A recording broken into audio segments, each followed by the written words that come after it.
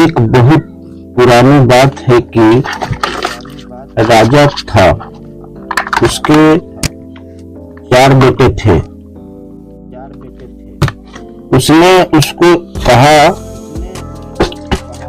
रखा था कि वे दिन रात उसके राज्य में पहरा दे और देखे कि उसके राज्य में कोई दुखी तो नहीं है, किसी को नहीं चीज की जरूरत तो नहीं है। एक सुबह की बात है कि सबसे बड़े राजकुमार को पहरा देते समय एक जोगी मिल गया। वह जोगी एक तालाब के किनारे बैठा हुआ था और उसके पास 4 घोड़े घास चर रहे थे। उसने देखा कि वे घोड़े, जितने भी घोड़े आपके पिता के पास थे, उसने कुछ अलग ही नस्ल के थे और उसने अच्छे भी थे। जो वह जोगी के पास गया और उसने पूछा, ओ जोगी, तुम कौन हो और तुम यहाँ कब आए हो? तुम्हें यहाँ क्या चाहिए? जोगी बोला, मुझे तुम चाहिए। राजकुमार ने आश्चर्य से पूछा, मैं इस देश के राजा का सबसे बड़ा बेटा हूँ। मेरे पिता ने मुझे इस देश को देखने के भले ही के लिए कहा है कि मैं यह देखूं, किसी को किसी चीज की जरूरत तो नहीं है। तो तुम यह बताओ कि तुमको किसी चीज की जरूरत तो नहीं है। योगी ने फिर वही जवाब दिया, मुझे केवल तुम चाहिए और कुछ नहीं। पर अगर तुम्हें कुछ चाहिए तो तुम मुझे बताओ, मैं तुम्हारे लिए वह ला दूंगा। राजा राजकुमार बोला, ओ जोगी, मैं तुम्हारे इन बढ़िया घोड़े में से एक घोड़े पर सवारी करना चाहता हूँ। जोगी बोला, ठीक है, तुम अपनी सवारी के लिए कोई सा एक घोड़ा ले लो, पर ध्यान रखना कि शाम होने से पहले इसे यहाँ वापस ले आना। जब तुम यहाँ आओ तो मैं उससे उम्मीद करता हूँ कि मैं तुम्हारी दिन भर की सवारी के बारे में तुम्हारे कुछ अनुभव जरूर सुनाऊंगा। राजकुमार ने एक घोड़ा चुना और उस पर सवार होकर चल दिया। जैसे कि राजकुमार उस घोड़े पर चढ़ा तो उस घोड़े ने तो बहुत तेजी से भागना शुरू कर दिया और वह एक जंगल की तरफ जा रहा था। वह एक सब्जी के बगीचे के पास जाकर रुक गया।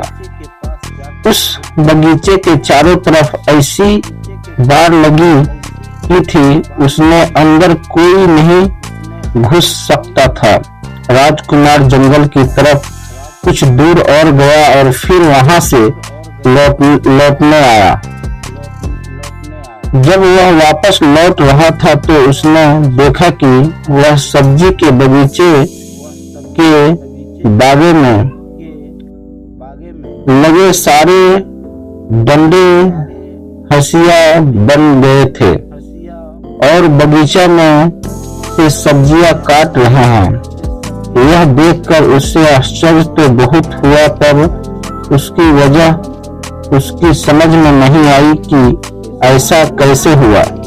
वह वहां से चलकर योगी के पास आ गया। योगी ने उसे पूछा कि उसकी घोड़े की सवारी कैसी रही, उसने रास्ते में क्या कुछ देखा। राजकुमार बोला, मैंने एक बगीचा देखा जिसके चारों तरफ एक ऐसी बाड़ लगी हुई थी जिसमें से अंदर जाना नामुमकिन था। मैं उसे थोड़ा और आगे चला गया। फिर जब मैं वापस लौट कर आया तो देखा कि उसी बाड़ में डंडे हंसिया बने उस बगीचे में से सब्जी काट रहे हैं। जोगी ने पूछा, जानते हो इसका क्या मतलब है? राजकुमार बोला, नहीं, मैं तो नहीं जानता। योगी बोला, नहीं जानते, और तुम्हारे पिता ने तुमको इस राज्य की देखभाल के लिए कहा है। जाओ, तुम पत्थर के हो जाओगे। योगी ने यह कहते हुए राजकुमार पत्थर का हो गया। अगली सुबह जब राजा का दूसरा बेटा शहर की देखभाल के लिए निकला, वह भी उसी योगी के पास पहुंच गया। उसने भी योगी के बढ़िया घोड़े देखते तो वह भी उन बढ़िया घोड़ों को देखकर बहुत खुश हो गया। वह भी योगी के पास रुका और उसने पूछा कि वह कौन है और वहाँ कहाँ से आया है। योगी बोला, मैं यहाँ इस देश में कुछ दिनों में घूम रहा हूँ। ये चारों घोड़े मेरे हैं। क्या तुम इनमें से किसी एक घोड़े की सवारी करना चाहोगे? कल राजा का सबसे बड़ा बेटा यहाँ आया था। उसने इनमें से एक घोड़े की सवारी करनी चाहिए। मैंने उनको किसी भी घोड़े को चुनने और उसकी सवारी की इजाजत दे दी। पर जब सवारी करके वह वापस गया तो जो कुछ उसने रास्ते में देखा था वह उसका मतलब मुझे समझ ना सका, तो मैंने उसको पत्थर का बना दिया। राजकुमार बोला, अच्छा, मगर उसने ऐसा क्या देखा जिसे वह तुमने समझा कि नहीं सका? जब योगी ने उसे बताया कि उसने क्या देखा था और यह वादा किया कि अगर वह इस बात को उसे समझ सका कि वे डंडे हाशिए में क्यों बदल गए थे, तो वह उसके भाई को जिंदा कर देगा। राजकुमार बोला, योगी, तुमने तो यह बहुत ही मुश्किल सवाल पूछ लिया। जब मैंने उसे भी नहीं जिसके बारे में तुम मुझसे पूछ रहे हो, तो मैं उसे तुम्हें कैसे समझा सकता हूँ? हाँ, अगर मैं तुम्हारा एक सुंदर घोड़ा ले जाऊं और उसे देख आऊं तो शायद मैं तुम्हें समझा सकूं। योगी ने उनको इजाजत दे दी और वह एक घोड़ा लेकर वहां से चला गया। वह घोड़ा भी उसको एक जंगल की तरफ ले गया। वहां जहां कर रहे उसने देखा कि नई पैदा हुई बच्चियां अपनी माँ को दूध पिला रही थी। वह बहुत देर तक इस अजीब दृश्य को देखता रहा और फिर योगी के पास लौट आया। योगी ने पूछा, तुमने रास्ते में क्या देखा? राजकुमार ने उसे बताया कि उसने देखा कि नई पैदा हुई बच्चियां अपनी माँ को दूध पिला रही थी। योगी ने उसे भी पूछा, क्या तुम बता सकते हो कि इसका क्या मतलब हुआ? राजकुमार बोला, मैं नहीं जानता। योगी ने बोला, क्या तुम नहीं जानते? राजकुमार उसके इस सवाल का जवाब नहीं दे पाया क्योंकि इसे पहले ही वह पत्थर का बन चुका था।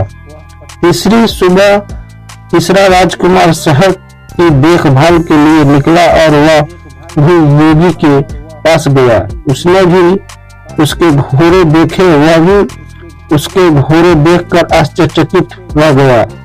उसने उसे पूछा कि वह कौन था और उसको इतने सुंदर घोड़े कहाँ से मिले। उनके सवाल पर ध्यान न देते हुए योगी ने उसे उसके पास बैठ जाने के लिए कहा। बातों बातों में उसने पता चला कि यह भी राजकुमार था और अपने दो बहुत बड़े भाई की खोज में निकला था। उसने उसको बता दिया कि उसके दोनों बड़े भाई के साथ क्या हुआ। फिर उसने बाद में उसे यह भी कहा कि वह उसके दोनों भाई को जिंदा कर देगा अगर वह यह बात बता देगा कि बड़े के डंडे झाड़ियों में क्यों बदल गए थे और नई पैदा हुई बच्चियां अपनी माँ को दूध क्यों पिला रही थी। राजकुमार बोला, बहुत बहुत धन्यवाद।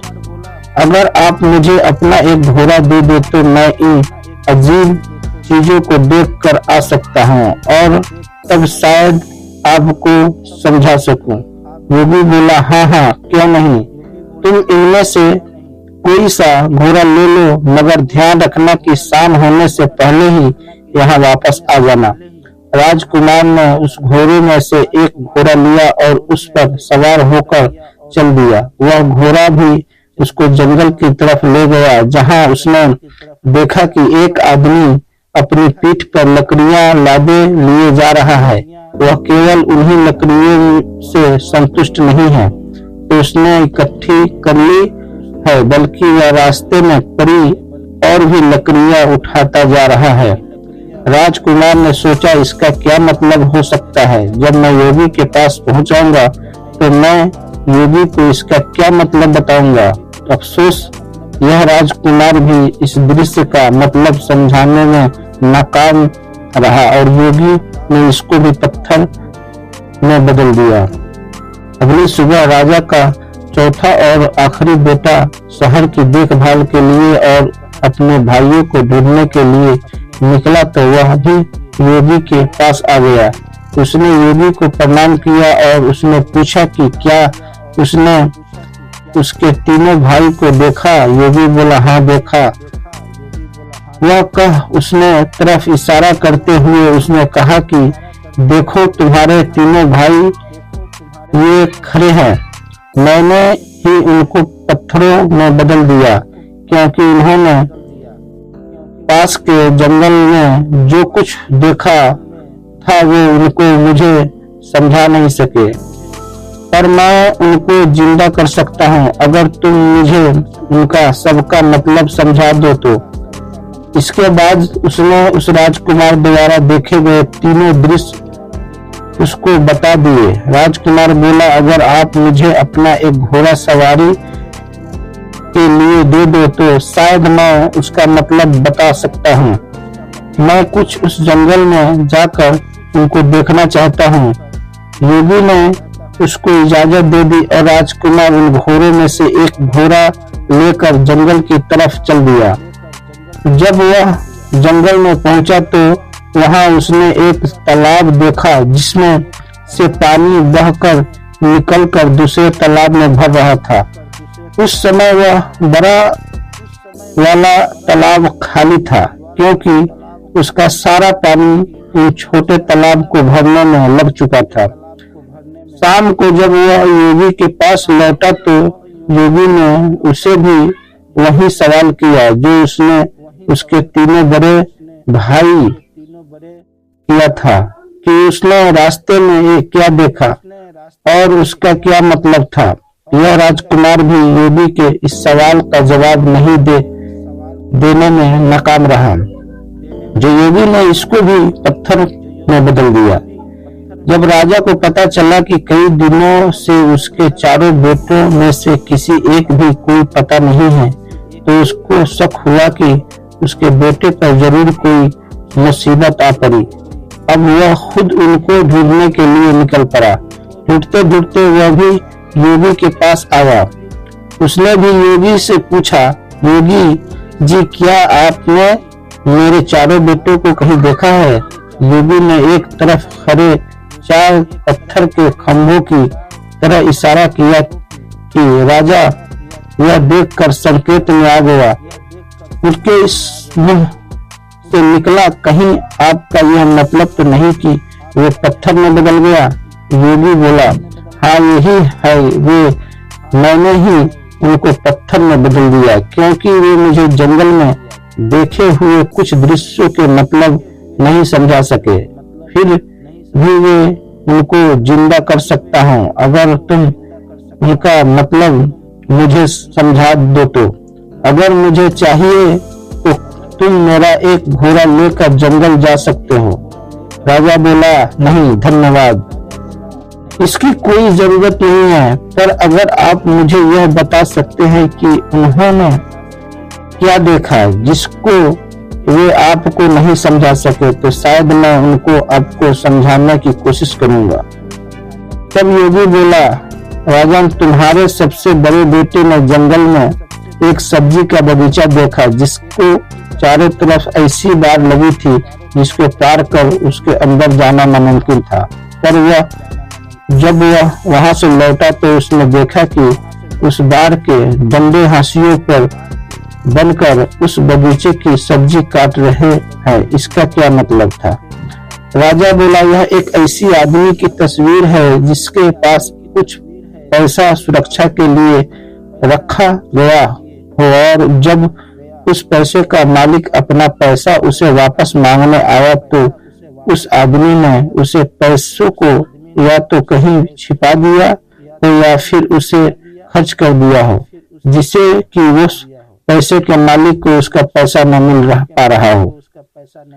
जैसे ही राजा ने अपना वाकया पूरा किया कि उसका बड़ा बेटा उसके सामने जिंदा और तंदुरुस्त खड़ा हो गया। योगी ने अपना दूसरा सवाल किया, तुम्हारे बेटे ने एक नई पैदा हुई बच्चिया को अपनी माँ को दूध पिलाते देखा, इसका क्या मतलब? राजा बोला, बड़ी अजीब सी बात है कि उसको यह देखकर किसी एक ऐसी स्त्री की याद नहीं आई जो अपनी बेटी की कमाई पर जिंदा रहती थी। राजा ने यह कहते कि उसका दूसरा बेटा भी जिंदा हो गया, पर उसने सामने आ खड़ा हुआ। तब योगी ने अपना तीसरा सवाल पूछा, राजन, तुम्हारे तीसरे बेटे ने एक ऐसा आदमी देखा जो अपने पीठ पर लकड़ियां लाद लिए जा रहा था। वह अपने उस ढेर से संतुष्ट नहीं था और रास्ते में उसको और जो लकड़ियां मिली जा रही थी वह उनको भी उठाता जा रहा था, इसका क्या मतलब? राजा बोला, यह इस बात को बता के कुछ लोग ऐसे होते हैं जो उनके पास जो कुछ भी होता है वो उससे संतुष्ट नहीं होते, उनको हमेशा ही और ज्यादा की इच्छा बनी रहती है। जैसे कि राजा ने ये शब्द बोलते कि उसका तीसरा बेटा ही जिंदा होकर उसके सामने आ खड़ा हुआ। अब योगी ने अपना चौथा और आखिरी सवाल पूछा, राजन, तुम्हारे सबसे छोटे बेटे ने जंगल में एक तालाब देखा जिसने 6 दूसरे तालाब को पानी देने के लिए अपने आप को खाली कर दिया, इसका क्या मतलब है? राजा बोला, योगी जी, अब बड़ा तालाब दुनिया के उस आदमियों के सामने है जो दूसरों को देने के लिए अपना सब कुछ खर्च कर देते हैं, पर बदले में उन्हें क्या मिलता है? कुछ भी नहीं। जैसे ही राजा यह बोला, उसका चौथा बेटा भी जिंदा होकर उसके सामने आ खड़ा हुआ। राजा और उसके चारों बेटे खुशी खुशी अपने महल वापस लौट गए।